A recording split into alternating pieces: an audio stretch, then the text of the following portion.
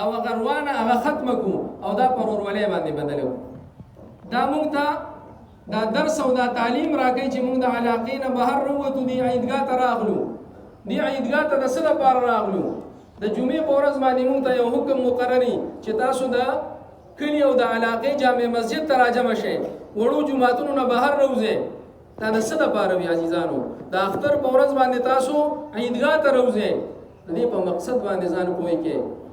هر ورځ پنځه منځونه الله په موږ باندې فرض کړي دي. د محلي مسجد ته ځو، د څه لپاره ځو عزیزانو؟ دنیاوي فایده پکې څه ده؟ د آخرت ډېرې فایدې دي. د دنیا فایده دا ده چې ته به د خپل ګاونډي سره ربط او تعلق ستا برقرار وي. کوم سړی چې پنځه وخته جومات ته منځله راځي، د خپل محلې د ګاونډي نه خبرې چې دی ناجوړه دی، دی بیمار دی، دی نن چېرته تللی دی چېرته نه دی تللی، د هغه د حالاتو نه خبردار وي.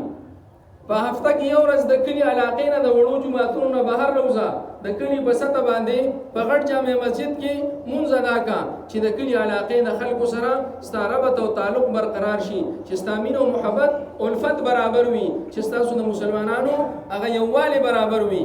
او د کال کې دوه ځله الله پاک دا خوشحالي مقرر کړې ده، وایي تاسو عیدګاه ته راوځئ د پاره د دې چې تاسو د دې علاقې دا غون خلک ستاسو را یوځای شي، یو بل سره میلاو شي، د اختر مبارکي ورکې، د یو بل نه د حال احوال نه خبردار شي چې څنګه یې څنګه نه یې، څوک وفات شوي دي، څوک ژوندي دي.